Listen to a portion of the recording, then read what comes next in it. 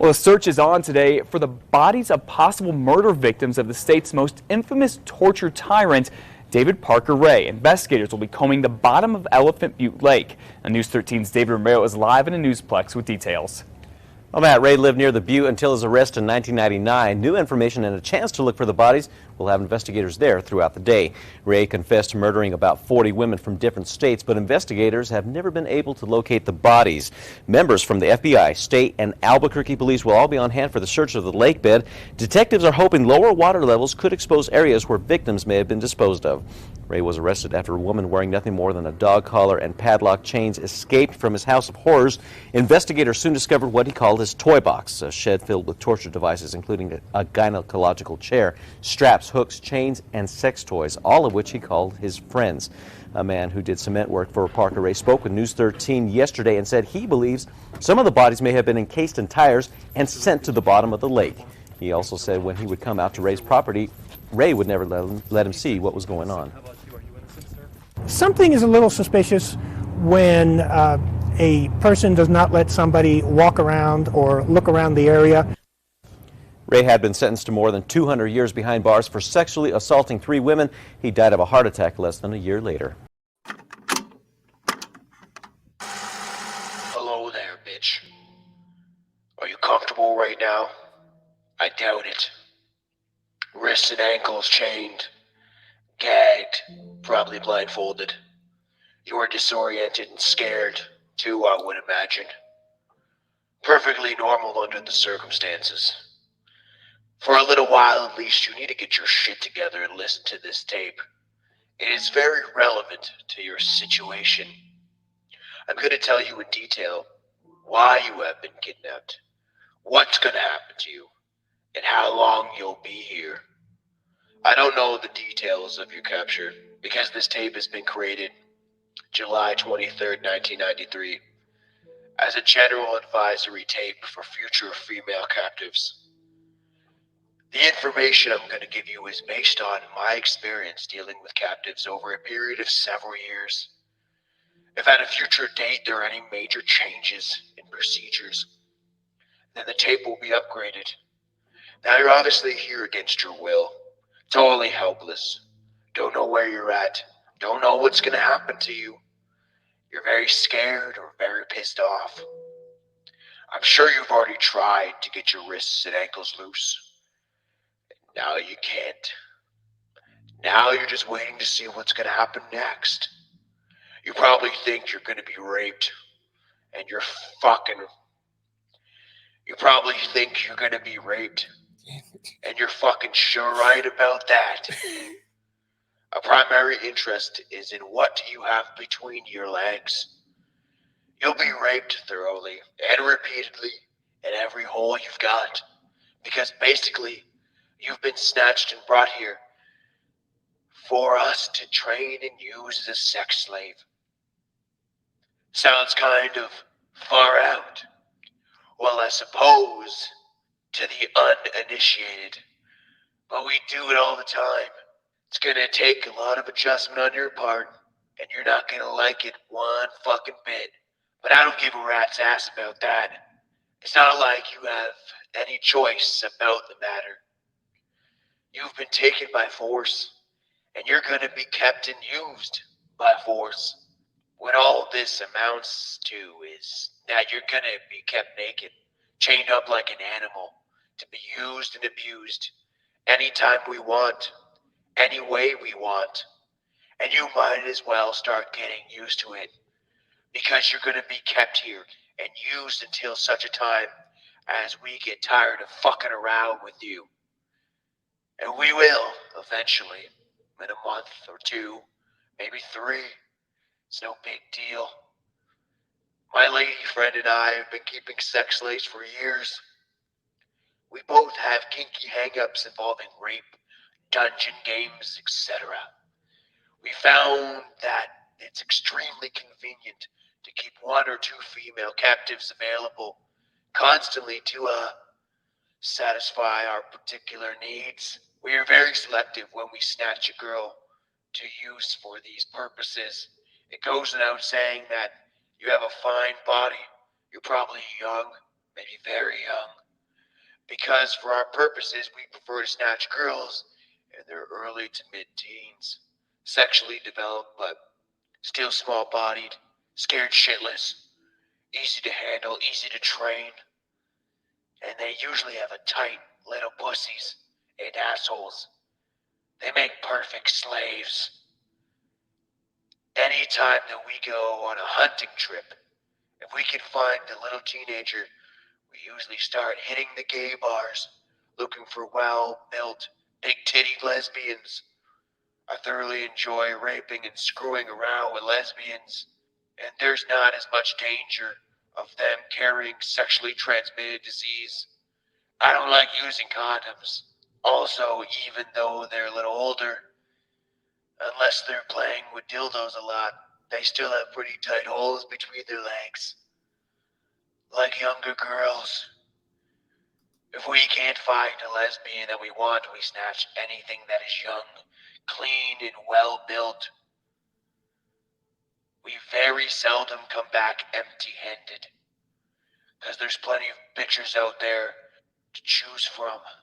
And with a little practice and deception, most of them is very easy to get with little risk. At this point, it makes little difference what category you fall into. You're here, and we're gonna make the most of it. Welcome, everybody, to the podcast. I am Tomcat, aka Tom Thompson, and who is with me trapped in this sex dungeon? Horror boy. I was gonna call myself David Parker Ray or whatever the fuck his name is, but I actually, for once, right? we always joke like we've done shows about people like Jimmy Savile and all these other fucked up people. This one actually, and I don't mean this to come across wrong, but I was really like intrigued by this story when I started to dig into it.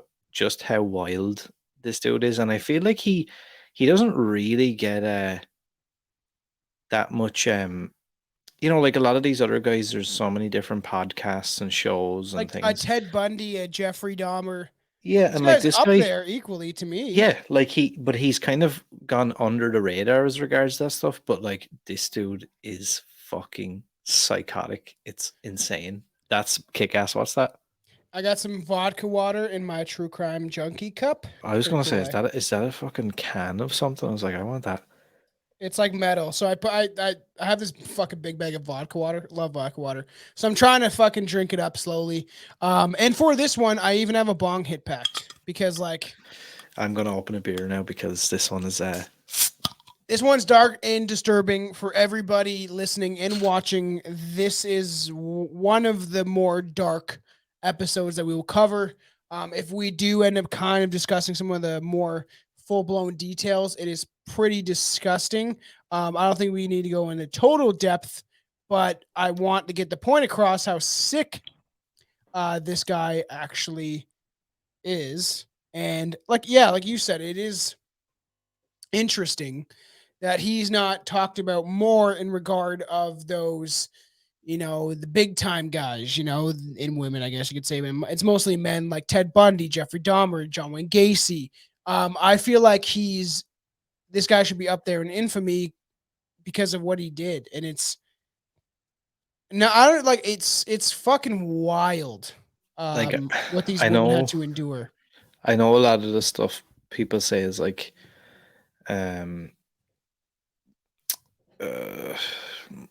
some of the claims about the amount of victims he had and different things like that are like unsubstantiated or whatever. But I for me anyway, looking at this dude's case, I would believe a lot of what's been said about him, and like I've seen in excess of maybe 60 victims.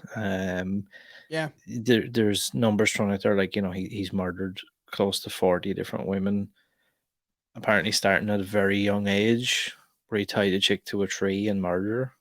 Yeah, it's crazy. I've been listening to some stuff about him, getting into some docs, and it's pretty disturbing how young he was when this kind of stuff happened.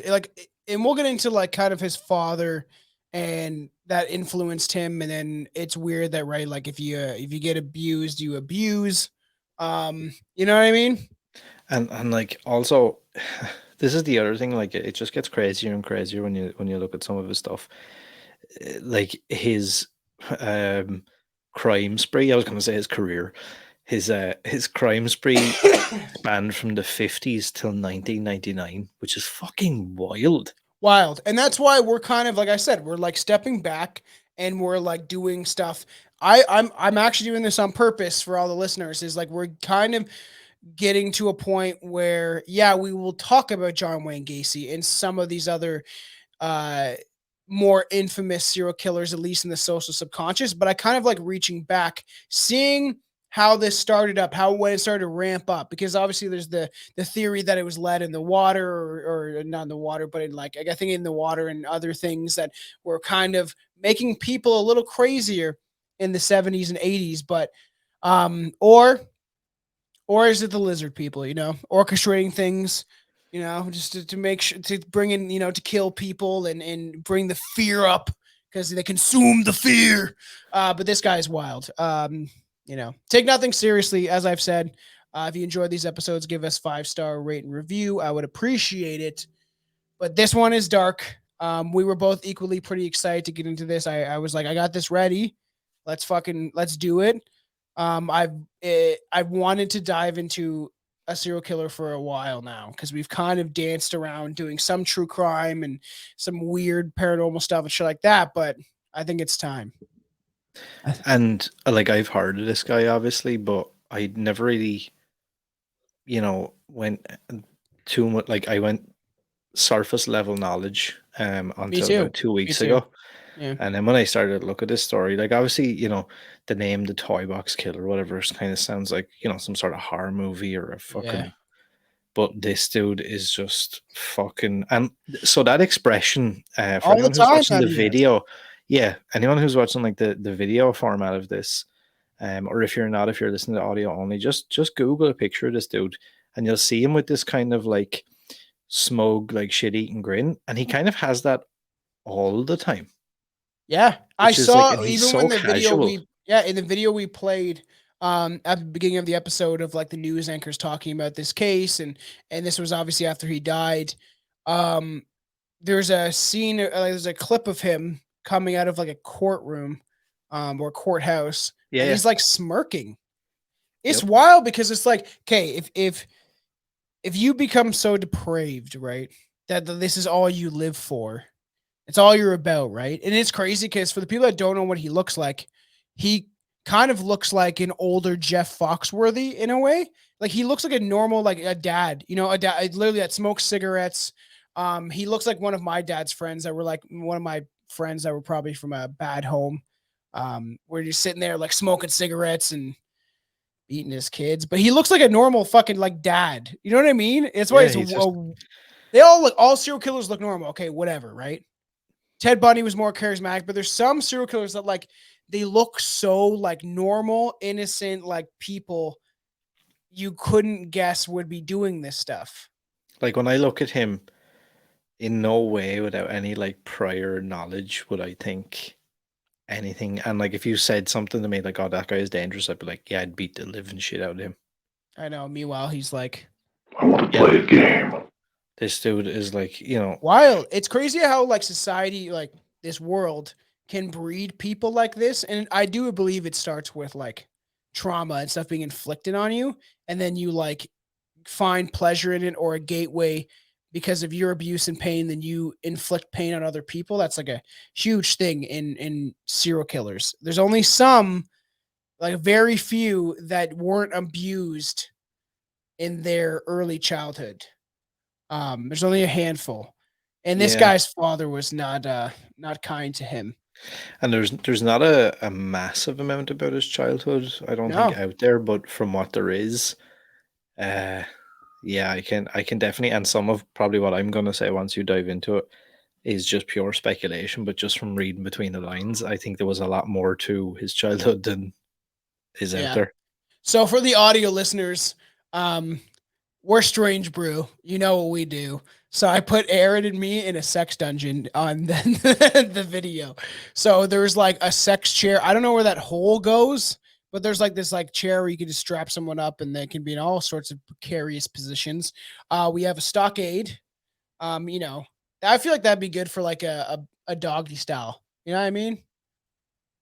Just like fucking get a girl in Yeah, there. She likes yeah. it. If she likes it and consents, okay? Okay. Because it has like little steps as well. So depending on how tall she Ah, is, it can she could be on like, her knees. yeah. It'd be easy. You know, you're just like you're eventually gonna lose your arms are gonna fall asleep, but hey, and your neck might feel fucking awful, but and then what else do we have in here? We have a sex chair, I guess you would say. I don't even know what you'd fucking call it. Oh, we have whips and paddles. There's literally like there's a ball gag on the wall. There's whips. There's a blindfold. There's one of those things you spank people with. And college boys like to fucking humiliate each other by doing it for some fucking strange reason. Ever understood Um, that? and another disclaimer: this looks nothing like What the his does. sex dungeon or whatever you want to call it that we're going to be talking. There we go. Yeah. That shit is freaky. Yeah. And it does. Do you think that it does it remind you of Live or die. Make your choice. does it remind you of Saw a little bit? I mean, yeah, I guess. In a more way of like there's no lesson to be learned here. You know what I mean? Yeah, like the, I don't know, this whole thing and the fact that how much thought and effort went into that room, and like he was, if you Google this guy's name, they talk about, oh, he used a lot of sex toys and all this shit, but a lot of that stuff is handmade, which is even more fucked up. I know, which is wild that he liked it. Like it's so crazy. Because it's long, the next one, and to get you in the mood for this episode, we might as well play the second tape that I recorded. All right, and I'll show like maybe pictures as we kind of roll through this. Let's go. You're gonna be kept in our hidden slave room. It is relatively soundproof, escape-proof, and is completely stocked with devices and equipment to satisfy our sexual fetishes and deviations. There may or may not be another girl in the room. Occasionally, for variety, we like to keep two slaves at the same time. In either case, as the new girl, you'll definitely be getting the most attention for a while. Now, as I said earlier, you're going to be kept like an animal. I guess I've been doing this for too long. I've been raping bitches ever since I was old enough to jerk off and tie little Fucked. girls' hands behind their back. As far as I'm concerned, you're a pretty piece of meat to be used and exploited. I don't give a flying fuck about your mind or how you feel about this situation. You may be married, have a kid or two, a boyfriend, a girlfriend, a job, a car payment. Fuck it. I don't give a rat's ass about any of that. I don't want to hear about it. It's something you're gonna have to deal with after you're turned loose. I make a point never to like a slave. I fucking sure don't have any respect for you. Here, your status is no more than a dog or one of those animals out in a barn. Your only value to us is the fact that you're an attractive, usable body. And like the rest of our animals, you'll be fed, watered, and kept in good physical condition, kept reasonably clean, and allowed to use the toilet when necessary. In return, you're going to be used hard, especially during the first few days. While you're new and fresh, you're going to be kept chained in a variety of different positions, usually with your legs or knees forced apart. Your pussy and asshole is going to get a real good workout, especially your asshole, because I'm into animal sex. Also, both those holes are going to be subjected to a lot of use with some rather large dildos, amongst other things. And it goes without saying, there's going to be a lot of oral sex. On numerous occasions, You're gonna be forced to suck cock, eat pussy, until your jaws ache and your tongue sore. You may not like it, but you're sure gonna fucking do it.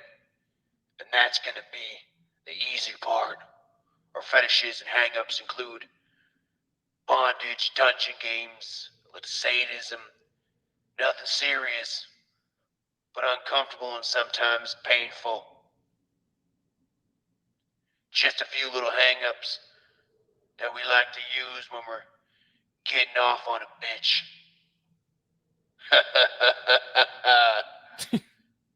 If you're a young teeny bopper and ignorant about fetishes and deviations, you're about to get an enlightening crash course in sex. It is fucking wild reading that shit, right?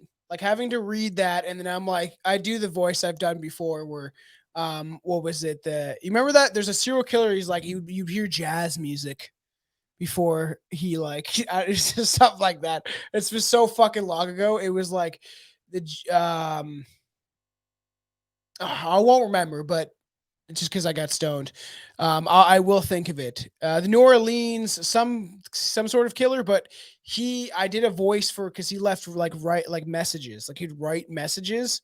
But this is even like creepier, because supposedly he did like alter his voice doing this. That's why people like joke about that's like Saw, because you're in a room locked up.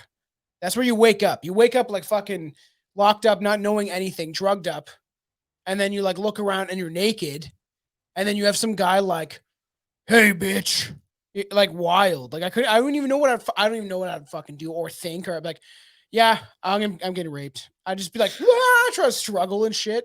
Like I listened to the like 45 or 50-minute version of that full thing, and like it was so intriguing to me, as sick as that might sound. But I was Yeah, just sitting there and I was like trying to put myself in the position, not to like, and not to make light of the situation or anything, but I was like, no, no, how fucking insane must it have been to be in pass this out or whatever, situation. or be out and then like, get drugged and then wake up and like you said, the next thing you see, you're in a fucking room full of weird handmade sex toys and all this weird shit, Yeah, and you're strapped to a fucking gynecology chair with your legs spread, and this shit is playing. yeah, I Like, know. That's what think I'm about it. saying. Like, you'd be like, this can't be real. This is not real. No. And how your brain does crazy shit to survive. So like it might dissociate, especially after you've done it. And it's just crazy that he's like the things that these women would have to endure at the hands of the psychopath that like became almost like skilled at it. Like when you talk about serial killers, this is what like they're good at. Like, they're not playing fucking hockey and getting skilled at shooting a puck around so people can be distracted by sports while there's crazy shit going on all around them, that old chestnut. But like he's actively his profession to learn and to create skills around is to kill and kidnap and use for sexual deviations and like weird like stuff that is only like I say he to me is like a sadomasochist because or a sadist. A sadomasochist likes hurting you yourself. I think a sadist is where you like hurting other people for the pleasure. It's just, I don't know, like, and, for Can I anybody say who, it's the axe murderer of New Orleans, and when there wasn't jazz music playing, that's when the murders would happen. If you didn't leave jazz playing in your fucking home, you might get murdered by an axe. So we used to leave notes, and that's why I also have done the same voice. I just wanted to clarify, make sure everyone knew that. um, like, for people who were listening to that, that wasn't in any way, like, Altered, yeah, or like doctored. changed from the No. the transcript or whatever. Like, that's legit some of what's in it, and like, I had to edit parts out. That's why I wanted you to fuck. I didn't edit that out because I was like trying to read it in that voice. And then as I'm reading it, I'm like, holy shit. And my head's trying to like process it. And then I'm thinking of like what it would be like to like you're hearing this. And then even him when he's recording it. you know what, like kind of freaked me out more than anything when I was listening to different interviews and people, like there was that one chick that like survived or whatever, and she was like the reason he got caught eventually. Mhm. Yeah, like she talks about hearing it and stuff, and like just hearing her talk about how casual the tape was. Yeah. Like it wasn't like this, like, you know, it wasn't like a dramatic thing. He was just like, it was like a matter of fact, like where he was just like, yeah, no, Yeah, and look, that's I've why I kidnapped find you, that and this is he's just like, smirking and shit. Like, yeah, like you can kind of tell, like from the images of him as well, like that's kind of his, like, he was like, look, yeah, I don't really care how you feel about it. I just want to do this. I want to fucking ass, do whatever. I want my dogs to have sex with you. I don't really. you You're know just how gonna they have to say get there's over like, it. yeah, you know how they say there's like R word strength, like retard strength. I was like, whatever, I'll just say it. Do you think there's like serial killer strength or like old dudes like this or like even like Ed Gein dude? Like you fucking like taking bodies because like if you have like this drive Yeah, to do it, I think that has a lot to do with it. Like if you're so, especially with like the weird, sick, like sexual shit. Like I think if you're of the ilk where you're like, I want to see my dogs shagging this woman I've kidnapped.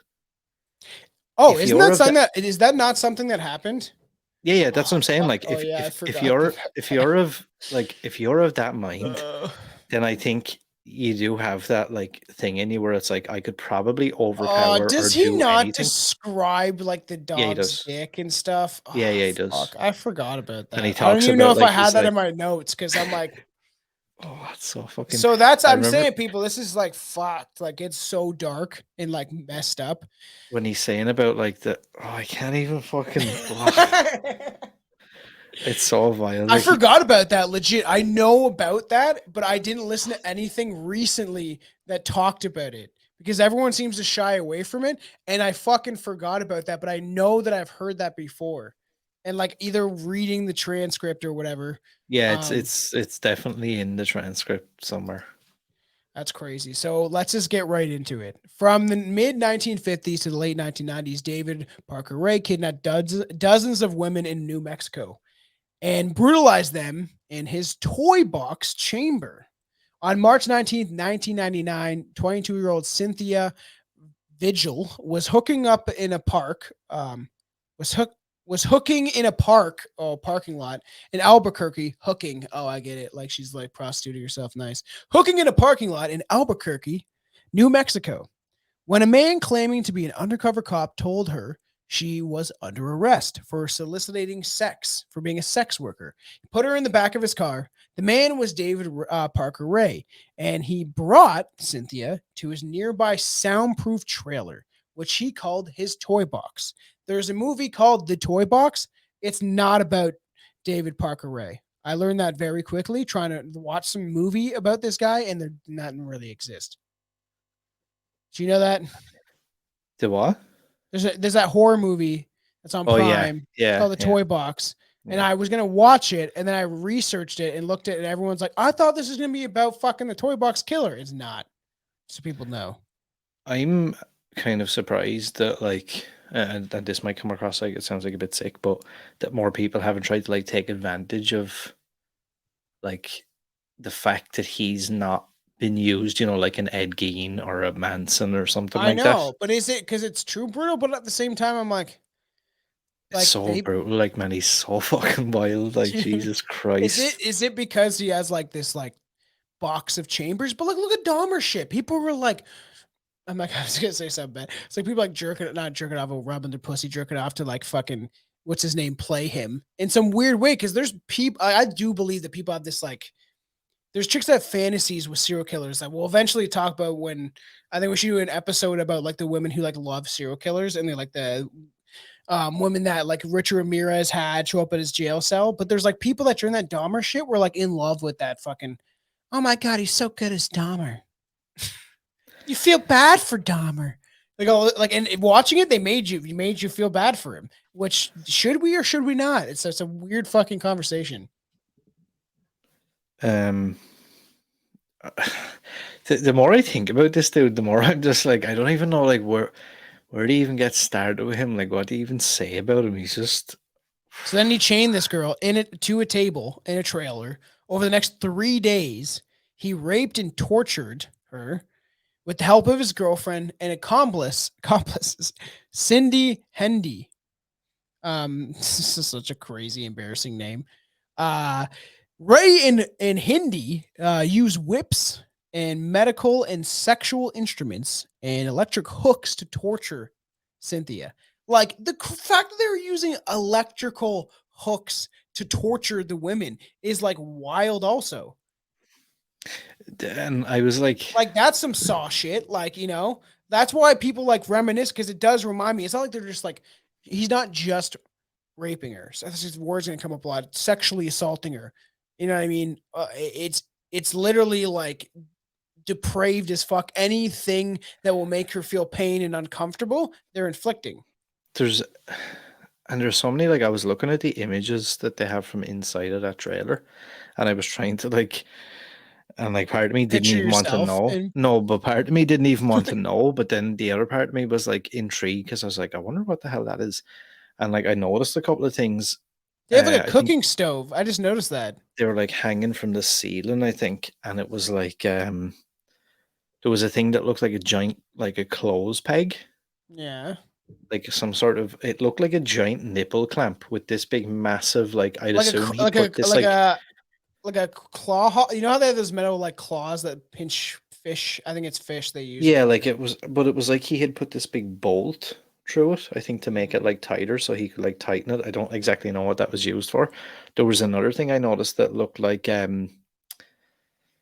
there's this fucking like plastic tool thing you get for putting on like flight socks and compression stockings. yeah. And it looked like a giant one of them, and I can only imagine that it was to be inserted somewhere to. Oh, like a gynecology test where like Yeah. they take And that then he had thing, like loads of weird swab like you. medical equipment. Like he had all these It's like crazy, dude. Like, what the fuck? Like, all the things that he had inside this fucking torture shit is what this torture chamber is wild. what's He's a that fucking Barbie thing, you listen to the heartbeat and the breathing? Stethoscope, is it? stethoscope. Like Yeah. he had those in there. I'm like, what the fuck is that even? They think that he killed 40 people. And then there's the idea that he maybe sold them in the sex trade, which is even crazy. That's crazy. And that's why maybe they haven't touched upon this because it's like, oh, this crazy, handsome guy, Ted Bundy, killed sporadically and then went in totally insane and then defended himself in a court of law. You can kind of like sensationalize it.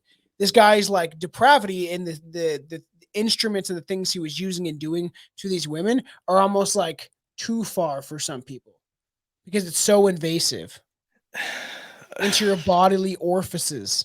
It's like if you've never had anal and you're like, look, because some of these girls were so young, they probably never even had sex or even like maybe just kissed a boy or some, you know what I mean? And then they've got a fucking like huge dildo. That sounds fucking bad, but like it's like, you know what I mean?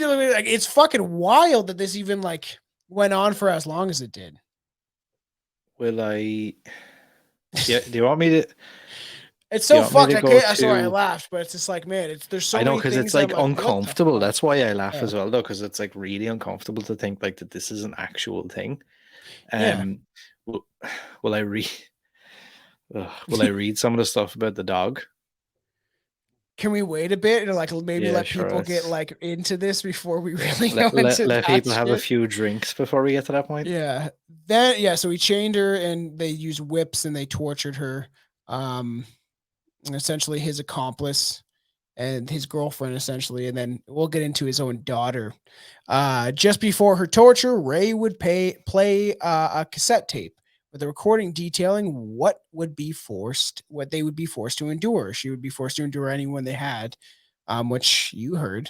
On the cassette, Ray explains that she was referred to him as only master, and the women with him as mistress, and never to speak unless spoken to first. He then went to explain exactly how he would rape an abuser. The way he talked, I didn't like this. I didn't like, the way he talked, I didn't feel like this was his first time, Cynthia said to later interview. It was like he knew what he was doing. He told me I was never going to see my family again and he would kill me like others. And that was the chick that survived, right? That's so crazy. On the third day, while Ray was at work, Cindy Hindi accidentally left the keys to Cynthia Vigil's restraints on the table near where Cynthia was chained up. Seizing the opportunity, Cynthia lunged for the keys, freed her hands, and then Cindy Hindy attempted to stop her escape. But Cynthia was able to stab her with a fucking ice pick, which is such a wild, like, because how we're gonna bring in this episode is we're gonna start at the end and then kind of bring it back to the beginning. And so she stabbed her with an ice pick, which is like fairly smart. Just instantly, they got fucking objects everywhere, right? So if you're able to get free, just it is like this is like a horror movie. That's why I'm like, why isn't some even low budget company taking the opportunity to like create something from this? I They'll do want to say episodes about movies about Leatherface and shit. I seen an Indiegogo campaign for maybe something. Really? Yeah, I think it was based on this as well. It was so like I know if you're making a movie about something like this anyway, it's going to be done in bad taste anyway. But like Yeah. the artwork was a chick, and she was in like a trailer, something similar to what his looked like, but it had a window in it, and she's like screaming. She has like a low cut top on, and she's like screaming at the window trying to get out. And on one hand it says toy, and the other one it says box, That's fucked. and it says like toy box killer. Oh, we'll do things about like I guess because they all people survive. Like I was like the Cleveland kidnappings, but we do like they successfully did Dahmer. We're now they're talking about doing Gacy. It's like next stop, depravity with the toy box murderer. You know what I mean? So crazy. So she essentially ran out of the trailer naked, wearing only a slave collar and and padlock chains, which is like this is like a movie. Like to me, it's like a Devil's Reject like movie, like a fucking Rob Zombie movie. Chicks running out of the killer's fucking like hold up, like covered in whatever, like chains or blood or In desperation, she knocked on the door of the nearby mobile home. The homeowner brought Cynthia inside and called the police, who promptly arrested both Ray and Cindy Hindy, and then learned of their many sick crimes. So that's how we're gonna kind of bring it in to the episode. 3 hours from now, the door to this house will open. Unfortunately, you only have 2 hours to live. Lionsgate are going to be looking. Lionsgate are going to be looking for you, man. You're trying to associate their amazing franchise with fucking this scumbag. I watched Spiral. It was okay.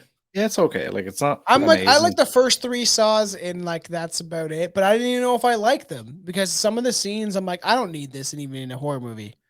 I can take the cheese grater scene in the new Evil Dead and be like, woo! But like the fucking glass shit or the needles, the glass like case that her hands are in or the needles, not my thing.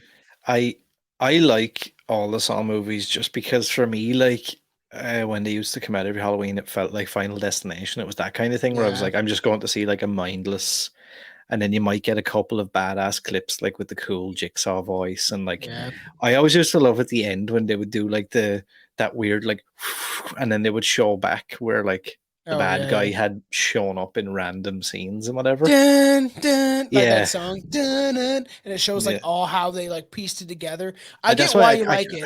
I can't wait for Saw 10 this October because Jigsaw 10? and Saw 10 and Tobin Bell is back playing John Kramer and Shawnee Smith is back playing what's her fucking name? You know what I'm excited for? Fast and the Furious 10. Just fucking kidding. I hate those movies. I watched the first 3 and they were fucking not even that great. It's about family and cars and guys jerking each other off. Don't like fucking Fast and Furious. Yeah, man. Woohoo. It's crazy to tell you that shit. But it does remind you of like, it's like Jigsaw without a moral lesson where he's just doing it for pleasure. It's if Jigsaw came out on the little bicycle with a giant dildo, and he's like, "We're gonna play a game," and there's no way of escaping. And I'm not even trying to teach anything, and I don't give a fuck. No. And it's all about me. I don't care. David Parker Ray was born in Belen, Mexico, in 1939, which is wild because that was literally the beginning of World War II. So. I imagine, and I feel like all fathers and people were kind of mean back then. My grandfather used to fucking tell me how terrible it was. I grew up in the Depression. I was working by 11. I'm like, cool, man. I like punk music. And like, I you hate know, the military. to put that into context, like I would imagine 99.99999% of people that are listening to this and are ever going to listen to this weren't Yeah. even an itch in their daddy's trousers at this point. No, 100% too. Which is crazy because it like the way my grandfather describes it sounds like a terrible time to like grow up during the Depression. Everything was terrible and bad, and he's like working since he was like a young kid. But then that generation was like trying to beat our generation in submission. It's like he always tell me go join the military. I'm like, bro, I want to fucking be in a metal band, okay? I want to rap. This fucking shifted. Yeah, so funny. Only if you could see me now. Like, get off your ass. Fucking recording fucking podcast about serial killers that fucking do horrible things to people. Little is known about his childhood. Outside the fact he was mainly raised by his grandfather. You know, all comes full circle. He also regularly saw his father, who often beat him. And he would like show him what I heard is his dad would kind of show him like pornographic imagery from it's the 30s, so it's nothing too risque, but it still would have been it could have been women tied up or whatever, right? At that time and before that and after that a little bit is men kind of controlled the sexual aspects of what women were doing a lot of times. Like if a woman wants a man, you do what I want kind of shit. Doesn't sound half bad, but I know women's rights. Rah, we need those. Yeah, it's pity we kind of lost that. Yeah. You were just saying how cool it would be to have a toy box like this, dude. If it was consensual, whatever. Like there's people that actually have this in real life where the victims walk out and they're like smiling on their face, walking funny. You know what I mean? You're like, but when you're forcing Not for me. yeah, not for me either. When you're forcing people to do it, it's a fucking whole nother story. It's people do weird, disgusting shit, but forcing someone to do it is 1,000 times worse than it is a crime. You know, understand me? You were just saying how cool all this was, though. You wish you As could a do it. young boy, you were fucking trying to defame my character. I'm going to sue you in a couple of years. Defamation of character. As a young boy, Ray was bullied by his peers for his shyness around girls. I heard that he was like super shy. They would bully him all the time. And he was kind of like a weakling. These insecurities eventually drove Ray to drink and abuse drugs. I heard like more details, how he was getting like kids were beating him up and he was small. And then eventually he did like grow in size and become like 6 foot, whatever. But did you hear much about his childhood? Not really. Like, and those conspiracy guys done a podcast about this a couple of years back, I think it was now. Yeah.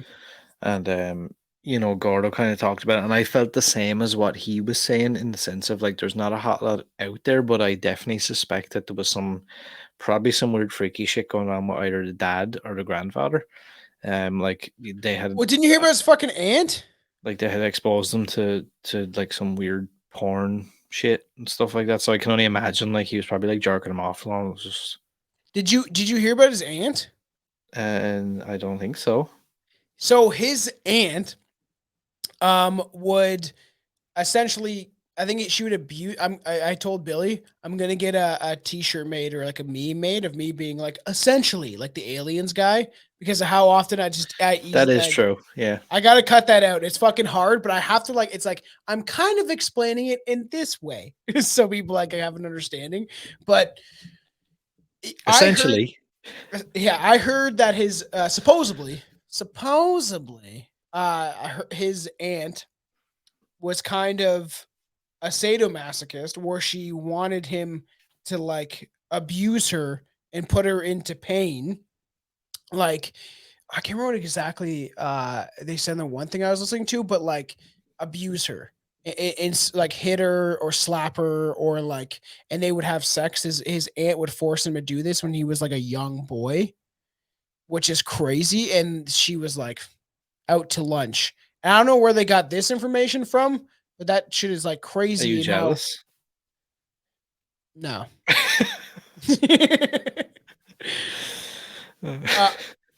the teachers with the boys, that's a different story. That's a different That's pretty story. That's not sexy. related. That's pretty If I was sexy. 15, I'd be like, I ain't telling anybody. Yeah, Nobody. but like that'd be like even more incentive for me. Like this is the best thing ever. Yeah, I'm not telling people shit. This is so stupid. Some of the thoughts I'm like, I can't say that on the show. I cannot say that. Cancelled. Yeah, it is nuts that that happened, and it would make sense of why he end up, if that is true, getting in more into the abuse and to like feeding off of it because he already got a taste of it when he was a kid, and subjecting kids to like drag shows I think is bad. So I couldn't imagine exposing your kids to like a guy like an aunt that's having sexual intercourse with her like fucking nephew, and then and then his dad is showing him all these crazy images, which would have been maybe just normal taboo kind of stuff of a woman being spanked or who knows, right? Like it's the 1930s. That's fucking crazy. And there was more. Like his grandma, I heard, like hit him and shit too. Like a lot of the people around him were abusing him. I don't know. Like it's just so fucking. This whole story is just. Dark and disgusting. Yeah, I like. That's why when we do that cannibal rapper episode, we need Billy. Billy can somehow just like make me laugh in the fucking darkest of situations that we talk about on the show. So he did serve in the army, later received an honorable discharge. Ray was married and divorced 4 times, 4 fucking times. I did this, but I meant this. And he eventually found work as a mechanic with New Mexico State Parks. So like, and I heard that he was fairly good at being a mechanic. We ended up like joining a business with another guy, and it was going fairly well. Yeah, well, and a lot of people reckon that because of that, that's how he was so good at making all these sexy machines and all. Oh yeah, I guess that makes sense. Yeah, Like I this heard one that could on vibrate. like multiple podcasts that people were like, he basically put to use all his skills in like making all this weird shit. It kind of makes sense Like in a I don't. weird way, like because he would have the skills and understanding to do this, but he's like, I want to create something that is going to benefit my pleasure. You know what I mean? It was kind of like what you were saying earlier. Like, it's like you want to create something really sexy. Yeah, I'm gonna like it's gonna be like a paddle, you know? There's a bunch of Uh, dildos on it. with knives all over it. Um, but yeah, like I don't know. I don't know if the reports of this are true. Like people were saying that he spent upwards of $100,000 on that trailer Maybe. That to sounds like have a it lot though. between actually buying the trailer itself, having it brought to the property and placed properly on a proper foundation. Then he had the entire thing soundproofed. Then he had it all covered in steel The on soundproof the makes sense in the steel. Wow. on the interior Metal's and the expensive. exterior, and then had like all this weird shit done with like the doors, and I think there was like a weird escape hatch thing or something in the roof.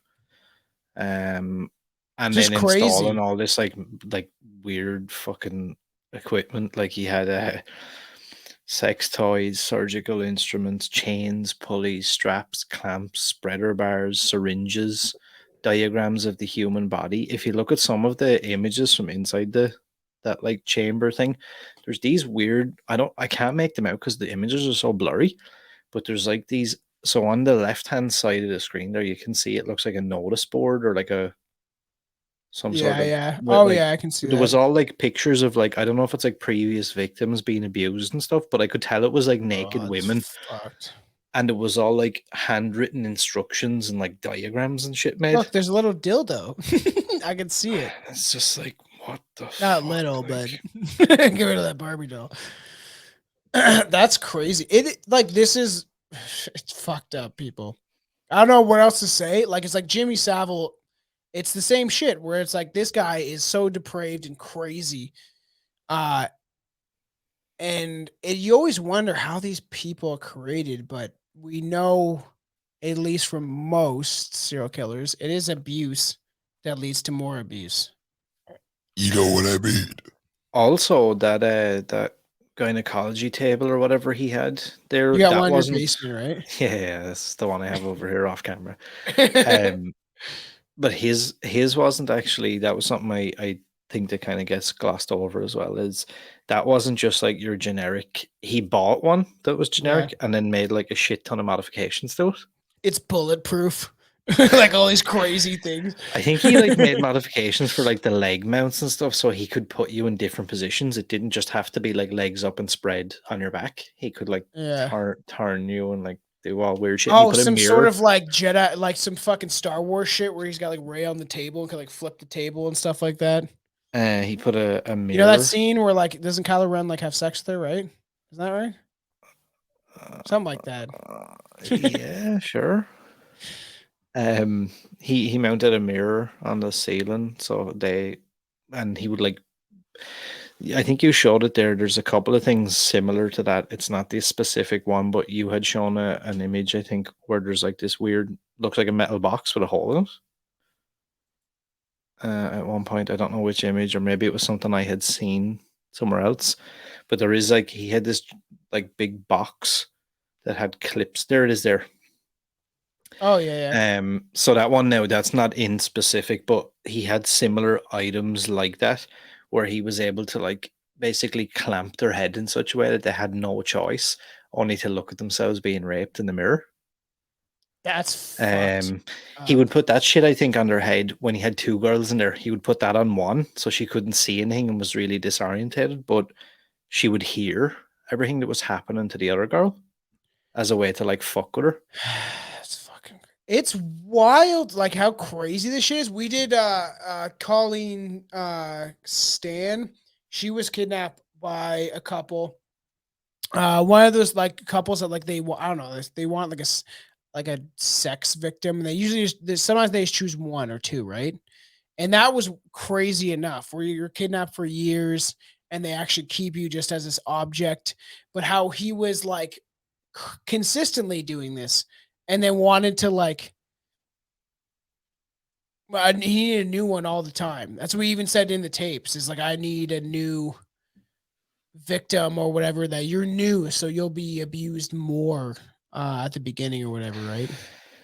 Which is just like So, after arresting David Parker Ray for the abduction of the girl, the police quickly obtained a warrant to search his home and trailer. And according to True TV, what authorities found inside the trailer shocked and disturbed them. Ray's toy box contained I can't say that right now. Genealogical chair, a table in the middle, with a mirror mounted, as we said. All these like there's littered with whips and chains, pulley straps, clamps, leg spreaders, all that shit that Aaron already mentioned, which is pretty crazy. Authorities also found a wooden contraption, which were apparently used to immobilize Ray's victims while he and his friends raped them. So is that talking about like the head clamp thing? yeah, and like I think he made all like similar to like those wooden stocks or whatever. He had different like modified versions of that he had made. So crazy. Chilling Yeah, diagrams on the walls show different methods of inflicting pain. So they did have something where it was like, all right, we're going to shove a knife here. We're going to put a needle here. I'm going to spank you here. I'm going to clamp your nipples here. You know, it's like a crazy thing. It's like he's got like a fucking laser pointer. He's like, this is going to be used first, then these. Then I don't know why he went Mexican, but and I think that's part of like his because as we'll see, like there's talks of brainwashing, and I think he kind of bragged about how good he had gotten at being able to like brainwash women. yeah. And not necessarily like not before he kidnapped them or anything, but while they were in his like custody or whatever, he had gotten so good at like fucking with their minds. And I think a lot of that stuff was probably part of it. I just noticed a few minutes ago when you put one of the images on screen, there's like a blood pressure thing for checking the blood pressure and stuff. And I'm like, I feel like he only has those things just to like further like fuck with you. He's probably like taking your blood pressure and like listening to your heartbeat and shit just for no reason, probably. Yeah, well, or to like, yeah, fuck with you psychologically, and maybe he understood that since he was young because he was supposedly like he killed someone when he was like a kid, supposedly, allegedly. I'd well believe that he's probably killed between 60 and 100 people. Yeah, and he was selling people in the sex trades, and it's near Mexico where people go missing all the time. Still to this day, with this crisis they have at the border, there's children going missing all the time. Where the fuck are they going?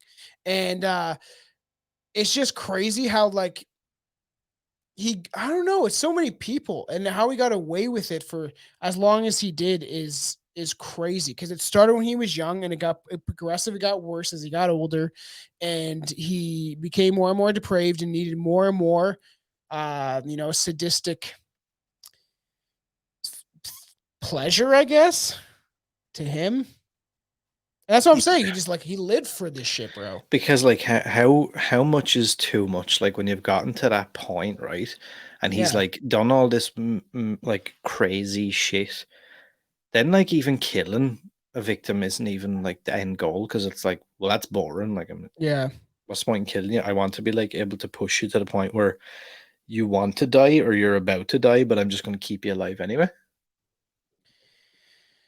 Because I think But that was his, like, a yeah. lot of these guys seem to, the end goal is to eventually murder the person. Whereas what unsettled me about him is he doesn't seem to really, that's kind of like a byproduct. Like, you'll hear him, like, different accounts of him apparently saying, like, apparently, and that's the transcript as well. He kind of talks about it. He's like, the intention isn't really to kill you, but if that ends up being a byproduct of it, I have no issue with that either. If it needs be. Yeah, because he sells it to them like they're gonna survive, that Mm. he just needs them for the meantime. But it's the means to the end. That if he can't let you go. And that's why if it is true that okay, you think how many people he may have killed overall. Okay. Imagine the people that actually did get set, if that's true, got sold into the sex trafficking trade in Mexico.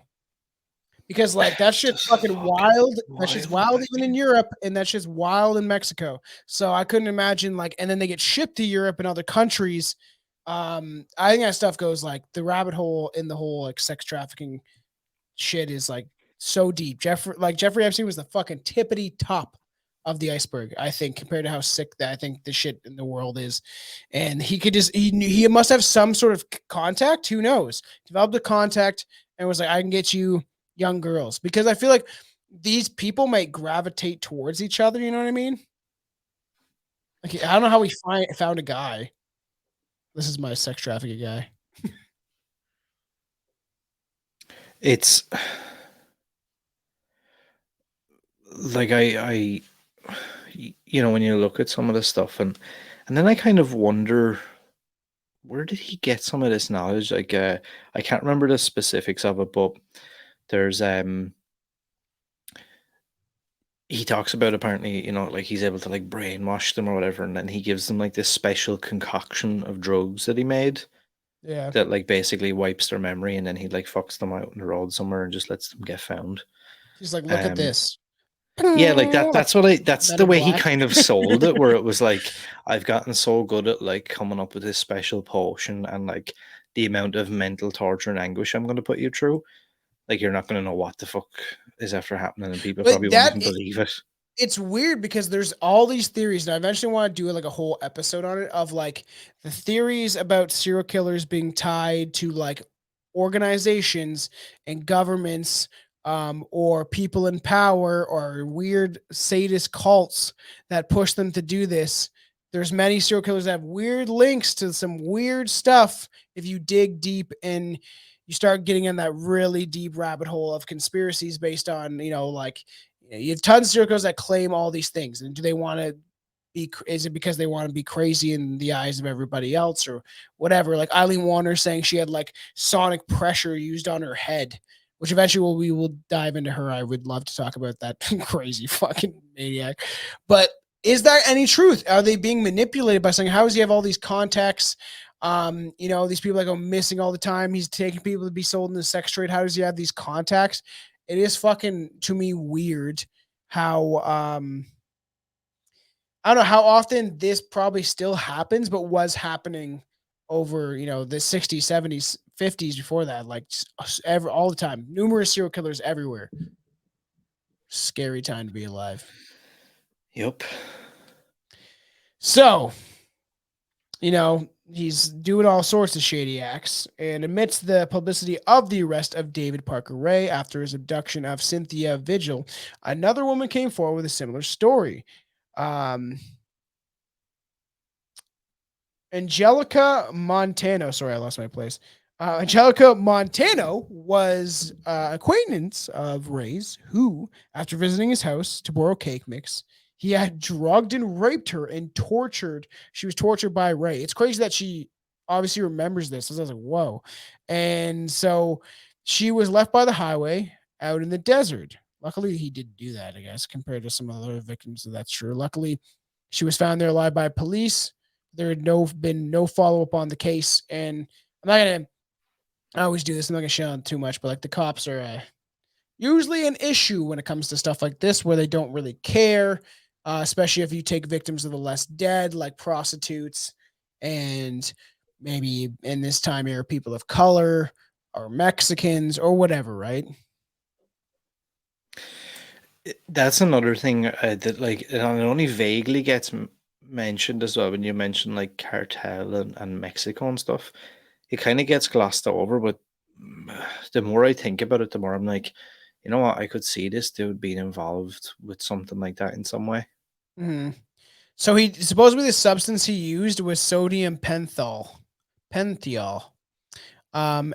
phenobarbital, so that he could quickly, properly remember what happened to them if they were tortured. So they could not properly remember.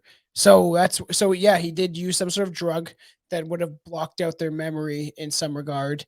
But now, since both Vigil and Montanio, sorry if I fucking butcher last names, it's my thing, were willing to testify to Ray's crimes. The case against the toy box killer grew stronger. Police were able to press Ray's girlfriend and accomplice, Cindy Hindi, who quickly folded and began telling authorities what she knew about the abductions. Is Cindy Hindi not his daughter? I thought that No. Cindy So Hindi. Who the fuck is this? no, I thought that's his Glenn did. girlfriend. Yeah. So she's his girlfriend. Some facts about her: she had 3 children from a prior relationship. She moved to New Mexico to avoid being prosecuted for forgery, theft, Oh, and okay, drug yeah, possession. So she was already a fucking. I listened to a full podcast about her. She was already a massive scumbag before that's they her, ever crossed paths. and that's his daughter in the middle, right? Or no? Because his daughter was a part of this. Like he brainwashed his daughter and like was showing his when she was young, because he was in and out of all these different marriages. And I think she's the product of the first marriage. And he would like show her like sadomasochist images, like these like women being tortured and shit like that. And So I was listening to a podcast about this, and so in it, I had written this down on my notes. So I'm just going to read it as I wrote it down. They mentioned that David Ray and Cindy Hendy were both arrested for their long spree of kidnapping, rape, and murder.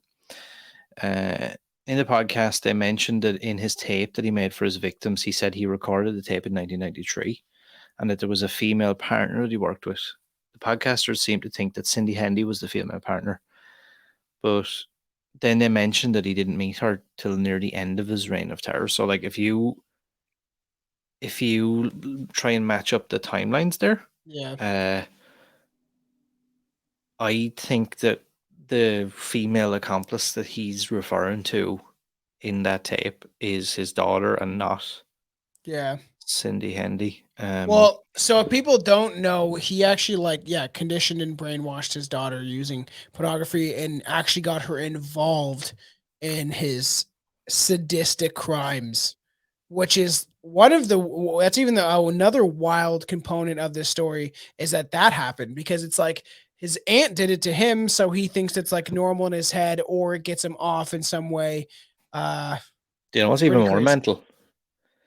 that in 1996, his daughter actually tried to tell the FBI about his human trafficking and like cartel connection, and they basically just went like, "Yeah, yeah, whatever, it's all good," I know. and they And didn't then really later on, they follow it up. finally, yeah, which is crazy. So her testimony, like Cindy Hindy's, like quickly unfolded where she kind of, confessed, even though in the end she still kind of she didn't think she did anything wrong, and she said it was consensual. There's some weird things about this case. Her testimony led to the police to discover Ray had been helped by multiple people during kidnappings and rapes. Ray's accomplices included his own daughter. Oh yeah, Glenda Jessie Ray. That was a Jessie. And his friend Dennis Roy Yancey. This guy. This Another guy was a cool dude. scumbag of his own. This guy looks like a piece of shit. He looks like there's an actor he does look like. I can't think of his name, but he looks like one of the like douchebag. And that's another thing that as clever as David Ray was, Yeah. I also don't believe that there's any real innocent party here as regards his accomplices and No. stuff. Look, again, I know people can say, well, he brainwashed his daughter, blah blah, but like everybody in this story seems to be a scumbag of some form. Yeah. And it's just like they all unite, because I know, like, obviously all their defenses was like the girlfriend was like, "Oh, I was afraid," and I like didn't know what was going on. I was just kind of going along with it, blah blah, bullshit. Um, that other dude, that other scumbag, like tried to do kind of a similar thing. Was like, "Oh, I just got like wrapped up in something that I didn't need to or mean to." Bullshit. Yeah, because they were claiming it was just like I thought it was consensual sex. I thought Yeah, it I was thought it like was consensual that we just like murdered her and buried her. I thought it kidnap. was Yeah, all and that's what they're kind of some of them were claiming. Like yeah, yeah. she claimed it was like consensual. She was like, "This was all for fun. Like I don't see anything wrong with it." Da da da. And he would call his like thing the Satan's Den, which is like ew, creepy. And he had like Playboys and stuff. It's just wild. Like that the CBC radio or whatever, not CBC, whatever that's called. CB radio. Like what's that for? I don't think we really know like a crazy amount of full on details of what Yeah. really went on with all the other victims because it doesn't seem like he relished in this much. You know what I mean? He didn't put any relish on it. Okay, then. You know what I mean? Like it didn't seem like he like fed into it and was like doing like I'll do a book on it, like I'll write for it, I'll tell you all the details, like a lot of other people did, where they like, you know what I mean? Where they would tell you every little detail, but every victim, take me back to the graves. I'll show you exactly where it is, so they can relive the murder. The other thing as well isn't his daughter a lesbian? What really? So, and he's getting girls. So would So she? yeah, Would I'm fairly sure I had read somewhere that she was apparently lesbian or bisexual, and that like a lot of people reckon she knowingly helped him all the time. Obviously she was aware of what he was up to because she tried to fucking tell on him at one point. yeah, Um, and like that leads a lot of people to believe that she was actually the mistress that was talked about on tape. I there's don't believe that it was all Cindy Hendy. no. He definitely had some sort of connection with the Mexican cartel or whatever, or some sort of human Yeah, trafficking. which is fucking crazy. I couldn't imagine how often that happens. And I do think that his daughter played a way bigger part in this than we know of. And it's actually kind of terrifying to think that right now, nobody knows where this bitch is. They don't. No. They know. Child, corrupt them all. From what I know, and we'll talk about it in a sec, there is a bit of a thing going on with Cindy Hendy currently. But She's trying to get out like Joe Exotic or some shit. I got COVID. I'm sick. that bitch is out. She is. Yeah, she's already They're out. keeping Joey in there. Why keeping Joe in there? Fucking, she's out. Yeah, and Roy Yancey and the daughter, they're out as well. What? Everybody's yeah. out. Roy Yep. Yancey shouldn't be fucking out. That guy participated Yep. in a bunch of fucking sadistic shit. Morbid, They're gross. all out.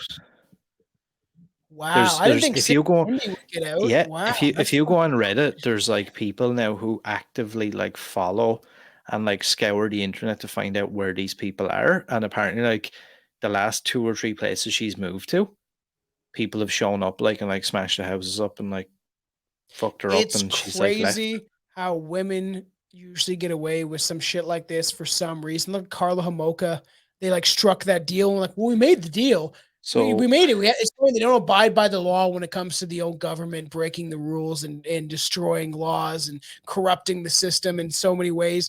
But it's just like, but if she's got a deal, she showed us the tapes. She's gonna roam um free. and for anyone who is interested or whatever, but if you go to the New Mexico sex offenders registry site, You'll see Aaron's face. and you type in there, you type in, I don't know if it works at all of them, but if you type in her name, it shows her current address. And as of 5 months ago, I think she had moved out of Hamilton, where there was like all these issues with her there in Montana, and Yeah. she had moved to somewhere in Washington. I think was her last known location. Wow, that's Um, crazy. Why wouldn't you get out of the country? Why don't you I'm go live in assuming. Mexico? Can you even like? But could she cross the border? I'm assuming like she Oh, can maybe never she have a couldn't. passport or anything ever again. Yeah.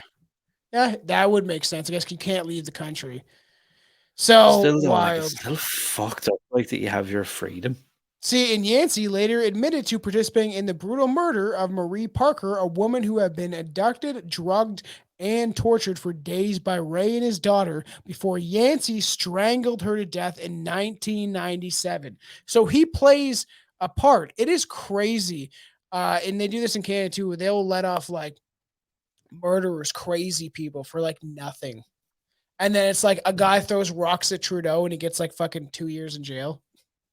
This is wild. So crazy. Despite he got 90 days or some shit like that, and then some other shit, and probation, and despite this horrific for fucking pebbles, despite this horrific story, it is chilling the implications for David Parker Ray's other unknown victims because we don't really know what happened to them. At least one more women survived the toy box killer's torture chamber. Surprisingly, it was the same victim who was seen being raped and tortured in 1996 videotape found in Ray's trailer, which is fucking crazy. So there was I wrote down my notes watching some stuff is there's a cop, a woman cop, and she was essentially had to watch the videos. That was her job, and she went in there, watched the videos, came out throwing up, and then she was like, I can't do it. But they're like, no, you got to do it, kind of thing. And she went back in, had to watch and transcribe all the stuff on the tapes. So the cops didn't have to see it, so you damage one person's psyche, so the rest don't, I guess. Fucking crazy. So she had to watch them all, write down what happens in the tapes, and then took 5 days to sketch everything. 5 days. She had to sketch it while writing down notes and stuff. Every scene from the tape, 5 days. And Like she shot herself in the head like a day later after she finished it all up. which is all fucked up. Like, and I did see like they had some people saying it was completely unrelated to that. Yeah. It just is a massive coincidence. How is it not related to that? She shot herself after it was like a day. Man, that's crazy. I had found a post on Reddit as well. I don't know how true this is. It seems quite true. But there's a woman here on Reddit. Username Chicky Nug, who posted 8 months ago, just found out that Cindy Hendy, girlfriend and accomplice of the one and only toy box killer, now lives within 20 miles of me. My hairstylist did her hair without knowing who she was and got major creepy vibes. A few months later, she found out that she had caught and dyed the hair of a straight up serial killer. From what we hear now on the grapevine, she's basically getting pushed out of town. Hopefully she's gone soon or already gone. Just wanted to share with people who would understand my immediate terror when I discovered this. And That's crazy. if you live around the area, just keep your eyes peeled. How That's so fucking crazy. wild. And they were into like some satanic shit too. That's why I brought up like the whole weird, like there is some like almost like my Curse of Michael Myers shit where they're like connected to a cult and all the tattoo. I don't know about that, but like that they were like I wrote down one thing that I didn't have is that Kenneth Lee, as was a flamboyant gay man, and they supposedly were hanging around with him for a bit, but he was found dead in his apartment. There was drugs everywhere. Police were called for like a welfare check. This is in the 1996, New Year's Day. Neighbors complained about a foul smell and found his badly decomposing body in the front room, just like maybe even a chair, which is frightening. Splashes of blood and black candles and pentagrams drawn all over, and they ruled it as a suicide, as metallic poisoning from a doorknob he had in his ass. This guy had a doorknob in his butthole and a stomach full of bolts and I think screws. And this was connected to David Parker Ray, which is crazy. And they're like, it's a suicide. He put a doorknob up his ass. Like, this is how lazy police are. And they just like, as soon as it's something like it's some gay shit, like, I don't want to, you know what I mean? That's usually, that happened all the time. We saw it with the whole Dahmer thing too. And if you dig into that case, they didn't want to deal with any gay stuff. They're like, guy's got a door handle up his ass. He obviously committed suicide. Like, that's absolutely wild when you think about it. Crazy. They ruled it as a suicide. And there's black candles and stuff. So I heard that they were into like, especially Yancey and stuff like that. They were into like some satanic witchcraft and stuff, which always makes me think, and that's why I eventually do want to do further research on this, because it is quite strange that there's a lot of serial killers that are connected to some like occult satanic club, or like claim that they are like the hidden hand and all these other weird ones. She was, his daughter was released from prison in 2016. The 36-year-old had said at the time that in an interview with ABC News that she regrets her involvement with her father's crimes, and she is now living a life of quite desperation. Well, I don't know. Part of me kind of feels bad for her, because if it's all you knew in some way, I don't know, because it was since she was a child. So if you can brainwash kids pretty easily, and then they find things normal that are not normal. You know what I mean?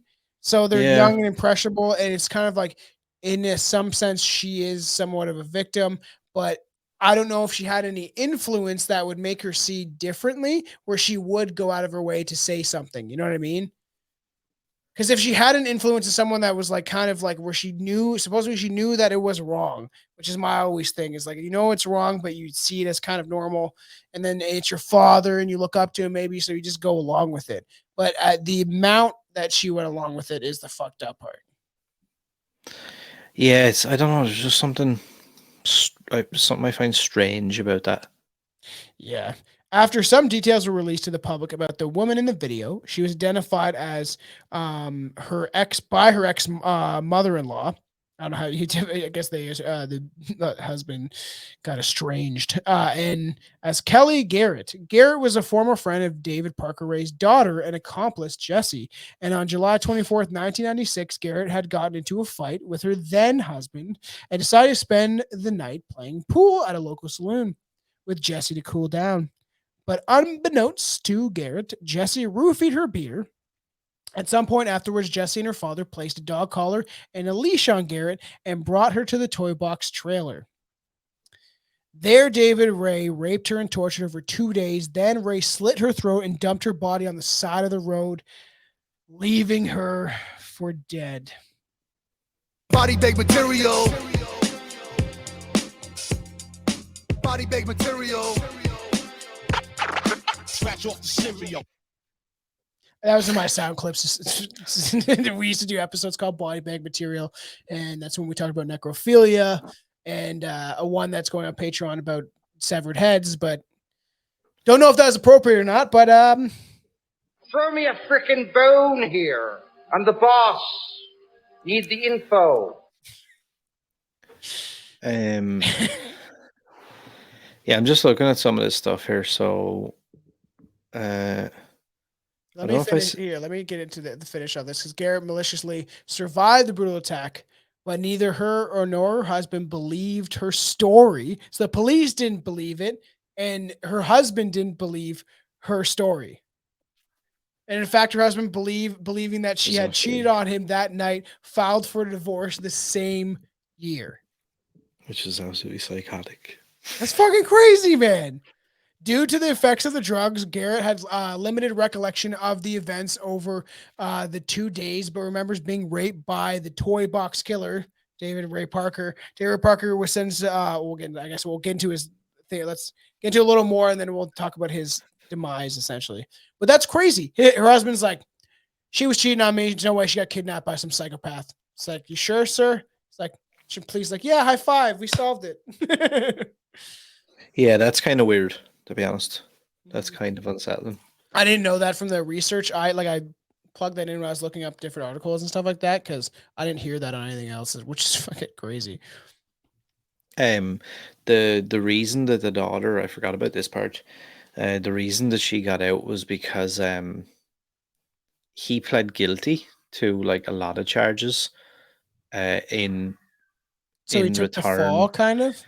well, he kind of went, okay, I'll take a deal if you can spare her like a long sentence. So he done the deal with the prosecutors, and his daughter was handed a 2.5 year sentence and 5 years probation. 2.5 years. That's I know, crazy. right? And her whereabouts today are unknown. Yeah, This and is in then that other Mexico, right? This is where they prosecuted them. Was in Mexico. mad bitch then has been out since 2019. She served 20 years. I don't like there. It's just like it's just like it is circumstantial though. Like there's some part of me that's like because they can't prove how many victims they have, how many do they know that she was involved in. All that stuff does have to weigh. You know what I mean? In on the prosecution and I do think people like this should be locked away forever, but if they only have the circumstantial evidence of like, well, they don't have any proof that she killed anybody, but that she just was an accomplice or like, and that's something it's crazy because it's never that way though. When they try to say like everyone thought that Carla Homolka was this battered woman that, was just falling for Paul Bernardo's charm and kind of was just beating the shit out of and had to go along with it. But then when they finally found the tapes and they watched the tapes, they were like, oh, she's just as fucked up as him and enjoyed this almost as much, if not more. And that's what I mean. Like I think there's a lot more to all this situation than is out there. I agree. This is like a crazy story. We wanted to get into the deep side of this story and kind of do something a little different than what other people have done. So I tried to really look into the depths of this case, but there's a lot of stuff that we don't know that is kind of up in the air. Let's before we get into his like jail sentence and how this kind of came to an end. If you have any final thoughts, if not, tell me about the dog. I part of me from I was like flicking through it here as we were talking earlier, and I was like, why did I say I would read that? Okay, just to end it off, it's Strange Brew podcast. I feel like we have to at least have a little bit of this. Yeah, this is like super fucked up, but I almost regret getting high for this episode because I was like, oh man. so this is like his words now. This is not in my interpretation or anything. This is like word for word from the transcript. Sometimes we have a party. I like to put on a little show that you won't like at all. You'll be taken into the living room and put on the floor on your hands and knees naked. Your wrists, ankles, knees, and hips will be strapped to a metal frame to hold your body in that position. The frame is designed for doggy fucking, your ass up in the air, sex organs exposed, your tits hanging down on each side of a metal support bar, knees spread about 12 inches. Position similar to that of a bitch dog in heat, right in the middle of the floor, so we can sit on the couch and watch.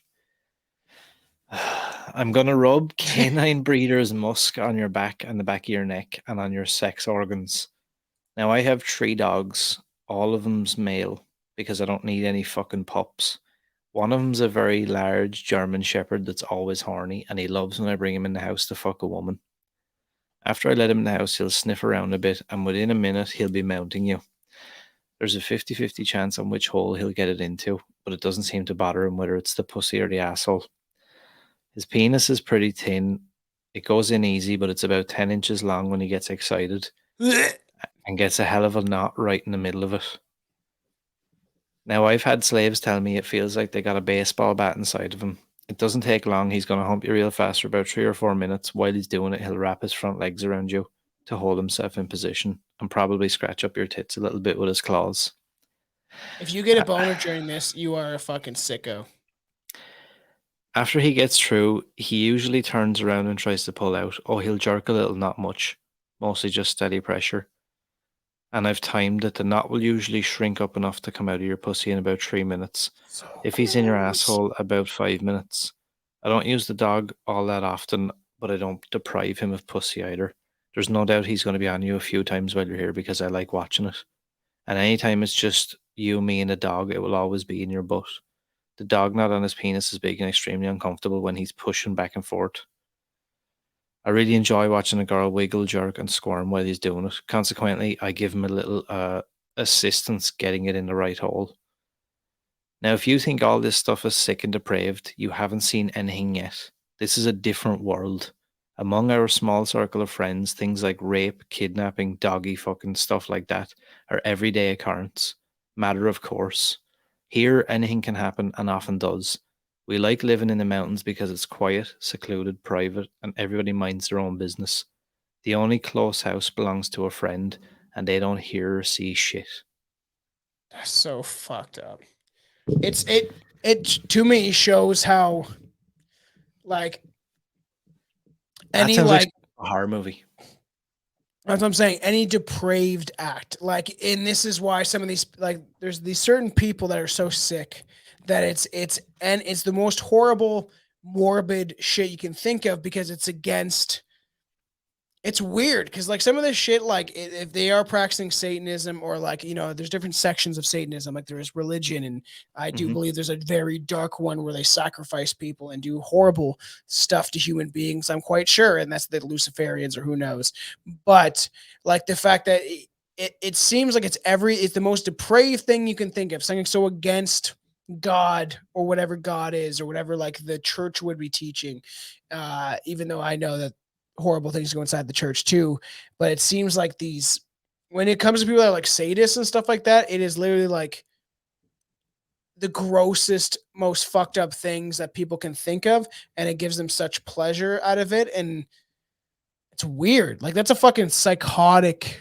How does your brain work like that type of shit? You know what I mean? I just like, and that bit towards the end, like, it just kind of shows you, like, I do believe that he had gotten so good at, like, being able to mentally fuck with somebody. Like, to say, like, imagine listening to that in headphones, like, where he's telling you, like, if you think all this stuff is sick and depraved, you haven't seen anything yet. This is a different world. All this stuff is matter of course. Anything can happen and often does. Like that, when you're hearing that shit in your head, you're like I'm believing that while I'm reading it. Make this a movie. Jeff Foxworthy should play David Parker Ray.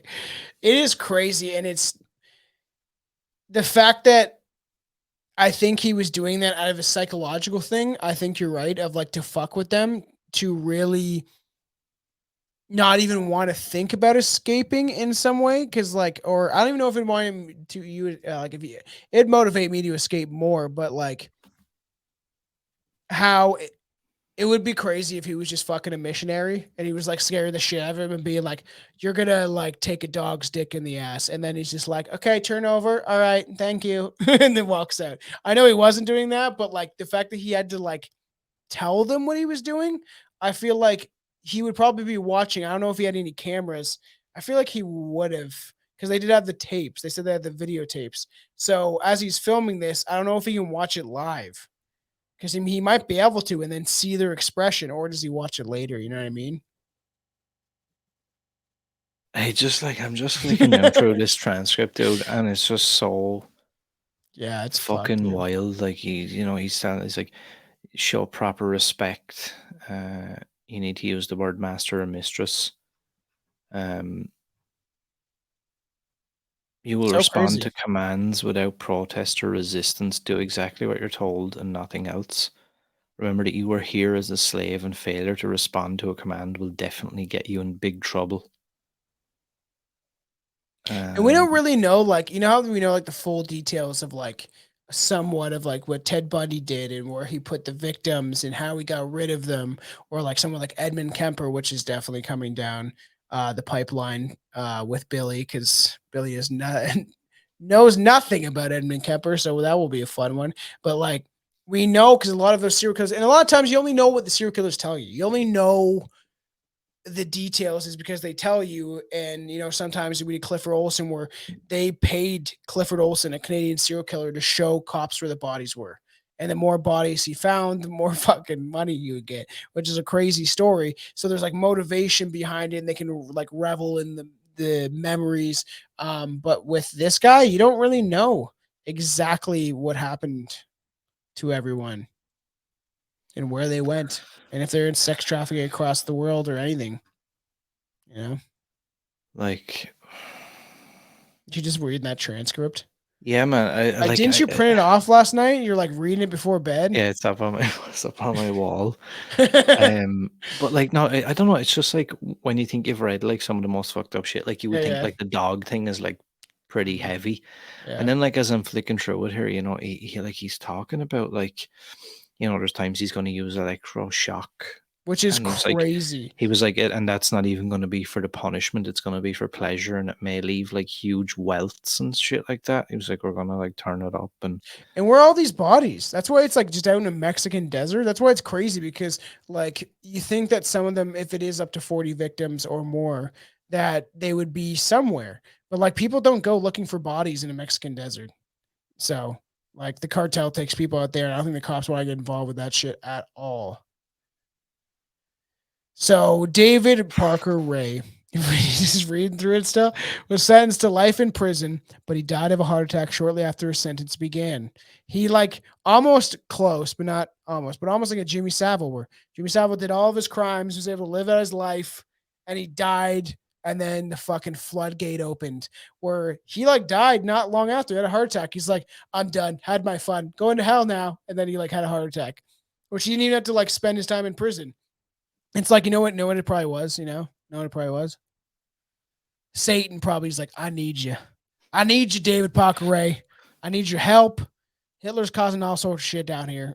I don't know why Satan has a fucking accent, but David Parker Ray crime spree is believed to have spanned from the mid 1950s to the 1990s, which is wild. He was likely able to get away with it for so long because he targeted many women who were low social economic status. So like I said, they're lesser dead, they're prostitutes, they're poor people, poor women.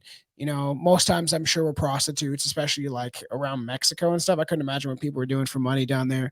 In addition, the fact that he drugged his victims made it far less likely for few survivors to remember exactly what happened to them. So how many of them are left out there that really don't know what happened to them, like some sort of alien abduction? Chilling, much about Ray's crimes are unknown, including how many victims he killed, though he was never formally convicted of murder, which is wild. It has been estimated that he killed over 50 women. He wasn't actually convicted for murder because they had no, right? They had no bodies. So there was no one, they only had like the victims, which is crazy. I see you shaking your head. like, I don't know, just the whole thing like is just fucking. This is one of the craziest true crime stories. I think it is one of the most like there's ones that we have more detail we can really analyze and talk about, but this one is like so open ended where we don't really know all the entire details. And I don't think even his daughter Yancey or any of these other fuckers, Cindy Hindi, knows what the hell was really going on. While police were investigating the Toy Box Killer trailer, They uncovered evidence of numerous murders, including diaries written by Ray, which detailed the brutal deaths of several women. Authorities also uncovered hundreds of pieces of jewelry, clothes, and personal effects. According to the FBI, these items were believed to belong to Ray's victims. So he did keep some sort of trophy. But I even read that in his notes, right? As he's writing on these notes, that they found this diary of his kind of escapades. And that's why they're like, whoa, this guy probably killed so many fucking people. I heard that he would give not many details. It would be like victim 1 or 2 or whatever, something like that. It'd be like brown hair, around this age, but there was like no name, no identification, no where the body was left. I don't know, like I don't understand as well. I would love to know. I say I would love to know, like, but I'm kind of intrigued by, if he had between 50 and 100 victims, like you said, like where the fuck or what the fuck was he doing with I him? Like he know. must have had like some serious operation. Well, that's why like they Or did he not kill him? Did he kidnap them? And then maybe his deal with the cartel or whatever, a sex trafficking ring, was it like, okay, I get to have him for a while and like play with them and fuck them, and then you can have them? well, that's why it's yeah. Well, with the cartel and if he had a deal with the cartel, I'm sure they wouldn't give a fuck. They'd be like, yeah, they don't. They probably wouldn't want to mess with him. But at the same time, they have guns and stuff like that. They're probably like, they need a white guy. They need a gringo on the inside, a Yeah, crazy like because gringo. they You know? probably just want some fucking idiot like who's Yeah. willing to do this, and they're like, you know what, right? It's not really much to ask, is it? Let him fuck him for a month or two at a time, and then he delivers us to new chicks that we can just like pimp out or do whatever. Yeah. And well, they're drugged up, and you keep them in the And they don't have system. to get their hands dirty, like other than collecting them or whatever, or Yeah. dropping them off. Which is crazy because obviously the toy box does like kind of point to how this could be done on a large scale, like how many Mhm. potentially murder victims there could be. And it's crazy because despite all the evidence, the authorities are unable to create any additional cases. Although both Cindy Hindi and Roy Yancey identified areas that believed Ray disposed of bodies, police never found human remains in any of these locations, which is crazy. But if you are, listen, if you fucking put him in the desert, not have to be that deep, in the middle of nowhere. If he's drive out there, and I'm sure within a week or two or a month, their bodies will be picked dry, like by vultures or animals that are out there that are just trying to survive in the desert. Could be. But while people never know exactly how many people Ray murdered, his confirmed crimes against his victims were fortunately enough to put him away for life. Toy Box Killer was ultimately sentenced to 224 years in prison, which I'll never understand. Her like, we're gonna sentence you to like Jeffrey. I thought not Jeffrey. I'm like 9 consecutive life sentences, something like that. It's like 900 years you're going away. It's like you're not gonna get his soul. His soul's not gonna stay in this jail cell room around, maybe, but. Or do you read? Dude, I swear to God, right? I thought the dog thing was bad, but okay, so there's a part in this transcript where he talks about Jesus Christ, man. Okay. What? I'm into rape and slavery, and that's the reason you're going to be subjected to a certain amount of pain from me mostly. What I do to a captive is I stick needles in their breasts and through their nipples, through their cunt lips and through their clit, and I'm into stretching certain things. Clamps along with long nylon cords will be put around your cunt lips so your pussy can be pulled up. Jesus Christ, like occasionally your clit will be clamped and stretched, and we're going to be using dildos. Nothing bigger than a Oh man, child. how do they do that shit? It's like watching a fucking Tom Segura live special, man. Oh, Actually, putting that pretty knives in well covers it. vaginas. As far as the needles go, they'll always be sterilized. The clamps are going to hurt like a motherfucker, but they won't cause permanent injury. As far as the dildos go, both those holes between your legs will stretch a hell of a lot. It'll hurt like fuck. You know what's The pussy is crazy? designed. My God, like You know this what's dude is crazy? You know what's fucking fucking. crazy? I saw that type of shit on Tom Segura's fucking Christmas special. Literally, I'm not fucking lying, people. Like I literally saw like a knife in a vagina, something being gaped open in horrible fucking ways. And it's crazy because there's people that literally subject themselves to that without having been kidnapped. Which is why that's even to me, it's crazy. Like, if someone kidnaps you and they force you to all sorts of sadistic acts is disgusting and depraved and crazy. But the fact that there is people out there that do this just for fun is fucked up. Sorry. Like I know fucking Anton's like never fucking kink shame, but no, there's some people you need to kink shame into a grave. That sounded really bad. Sorry, everybody. They might like that. Yeah. Marry me, please. Cut off my penis and fucking Um, eat it with me. he signs off his thing, and he's like, basically, I'm just going to abuse you in every way possible. You're going to be raped several times a day. That's no big deal. Just going to Yeah. you're going to have to get familiar with the rules and procedures. We're going to get down to the nitty and gritty. A lot of it won't be pleasant, but you'll get used to it because it's going to be like that for a while. Just take it day by day. I can't predict the future. I can't predict any changes. If you're hearing this, I assume it's still quite accurate. I can only give you one piece of advice before I sign off. Be smart and be a survivor. Don't ever scream. Don't talk without permission. Be very quiet. Be docile and obedient. And by all means, show proper respect. Have a nice day. That's fucked up. So wild.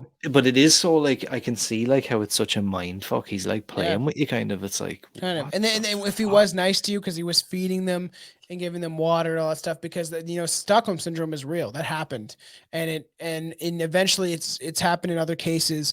I want to get into Joseph Fritzl, but even me and Billy did the Cleveland kidnappings, and how eventually they've gotten used to it and didn't even expect that they would ever get out, because he conditioned them to be afraid all the time and would toy with them by like acting like he's leaving, and then they go to the door and he'd rush back in, he'd be hiding or something like that, which is like, I don't know, these people are so psychotic and they're like narcissistic or have some sort of sociopath or psychopathy in their fucking DNA, and they are really intelligent about getting away with murder, or the creativity, I guess, of murder, and how they can pleasure themselves in numerous ways. And that's why you have some serial killers that need a lot to get off.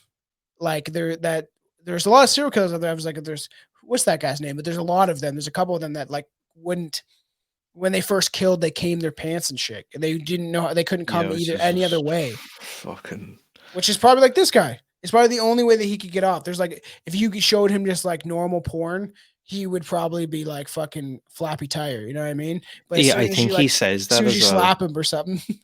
He says that in the transcript. He's like, Mistress is lucky she can get off like pretty easily, but I can't get off unless I hurt a bitch seriously and like abuse the So holes. No, fucked.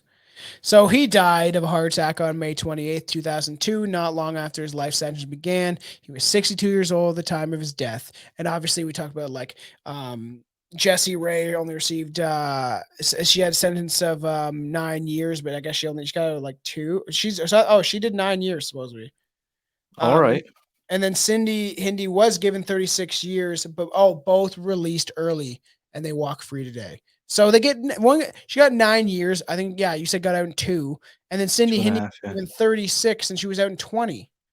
Yep. She was a good So like, prisoner, I guess. do you know what's Weird. mad about that, right? So everybody involved in this basically got off pretty easily. Like this motherfucker got a Yes, whole just life died. right now.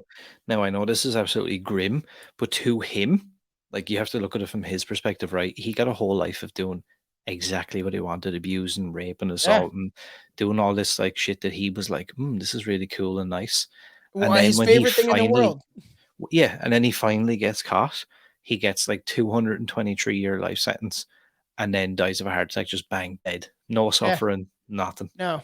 Which And he then would just his heart these gave out other and he was dead. motherfuckers, that Yancey motherfucker and those other 2 bitches, they get a handful of years and Yeah. they get to walk free now and just have their lives. Which is Wild. it's wild, and like how they have no bodies. Though several years have passed since then, the authorities are still working to connect the toy box killer to his many murder victims. We're still good. We're still getting good leads. FBI spokesman Frank Fisher said in an interview, I'm sure. Well, with the Albuquerque Journal in 2011. As long as we're getting those leads, as long as the exposure is in the press and keeps getting generated interest in the case, we're going to investigate. So it's like, as long as people are interested by it, we'll do our jobs. But if they're not, we don't give a shit. And this happens a lot of times. Cops say this stuff too, and they're doing nothing. they're like, yeah, we're looking into it. I know, the Mhm. victims, we're looking out for the family. And then meanwhile, they're doing nothing.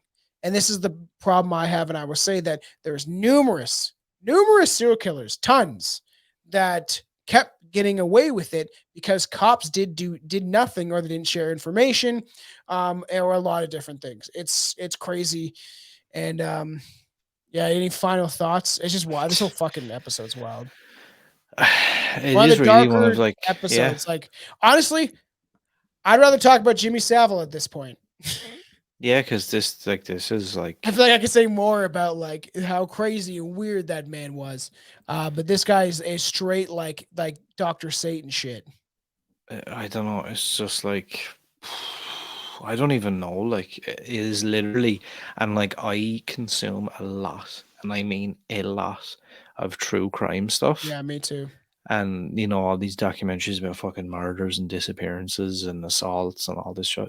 And like, not saying it doesn't bother me, but I'll listen to it. I find Yeah. them intriguing. I'm like, wow, that's a mad story. But it never really sticks with me. But like, when I read that transcript, I'm like, this dude is like Crazy. next level. Like, this is scary. And how, I think the scariest part for me is how, like, you can even see in the way he speaks how matter of fact, where he's like, if you think this is like sick or wild, this Yeah. is a different world that we live in, and this is just matter of fact. And Anything at the end can of the and will day, happen. yeah. And at the end of the day, he got away with it in some regard for a Yeah, long yeah, no, time yeah, and no, lived he his he life did, out. he did, he got away Yeah, with it. Like, yeah.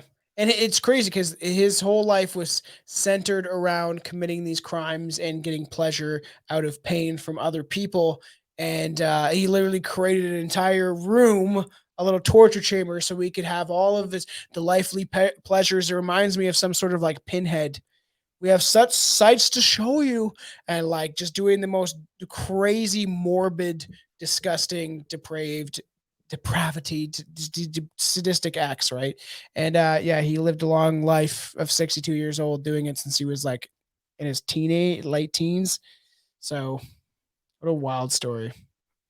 Tell us what you think. Anyone have anything they want to add or something we missed? Obviously, you can email us at strangerpodcast@gmail.com. I don't shout that out as often. And like me and Aaron said on the Wizard of Oz episode, remember that I do this for free pretty much. I spend a lot of money and time putting into these shows. And, if you could leave us a 5-star rate and review, it would be fucking awesome. As much as like I want to try to add ads in, I don't even have time to do that and to look deeply into getting ads and sponsorships because I'm too busy even just producing the show. So, we don't really have any of that stuff that we have added yet or got sponsored because I haven't actively looked. So the best thing to support us is like Patreon, and buying merch would be a great thing, and repping our shit and showing people the podcast that you love. I don't say it as often as I think I should, but yeah, like a lot of time and effort goes into this show. And, I really hope you guys enjoy it. here, here. Yeah. This is a fucked up case. Considering before this, me and Billy we talked about, haunted animals, ghost dogs and cats. I was like, we're getting into some deep shit, some deep, creepy, disgusting true crime. And literally a couple days later, we were balls deep I in a try to wear my sex chamber. my Christmas Santa Hawaiian shirt to lighten the mood, but I feel like it Yeah. probably just made me look creepier. It did a little bit, yes. Yeah. Yeah, we should have had some like funny like clip. I was looking for like a funny sound effect to play. We're really getting into some of the darker aspects of this episode, and I was like, nothing will lighten the mood right now. It's so As I was dark. reading it, I was like, I can talk about Jeffrey Dahmer for 4.5 hours, analyze that man, know all the details, and find it fascinating. But there's certain cases of certain people like this guy where you're like, you don't even feel a smidge of sympathy, yep. at all. Like this guy is a true fucking maniac. And yeah, everybody love everybody. Aaron, shout out your stuff. Obviously, yeah, merch and the Patreon is a really good way to support Strange Brew Podcast, and I appreciate it greatly. Yeah, just for me, Class Horrorcast, obviously, these are all just like crossovers now Yeah. because I seem to be on this show a lot. You're a co-host on my show now, so it's like We are technically under a umbrella. We're under a brand now. So like, there's a lot of fun stuff coming for First Class Horror. Like, there is tons of stuff we literally can't shut the fuck up how many ideas we have. So get ready, because there's a friendly burnt face that's coming soon. And I am like hard as the Dickens about that, though. That one I'll be rock hard the entire time. Not like during this, during this I only had a semi. I'm fucking kidding. But we got some fun stuff. Was there a big knot in the middle of it? Oh, so fucking gross. Reading that, and I remember like either reading the transcript when I first kind of heard about the Toy Box Killer, or seeing something on YouTube about them reading off that, which before when YouTube was a little wilder. And I remember being like, what the fuck, man? Like, I can hear all the other shit. That shit just like makes you want to throw up in a bag. Yeah, it's next level. If you're gonna spew into this, so fucking whatever. Yes. Everybody love everybody. Yeah, like I said, we appreciate you guys. All the fans out there. There's a lot of fun stuff coming. Like I said, like we have all sorts of different ideas for both of our shows.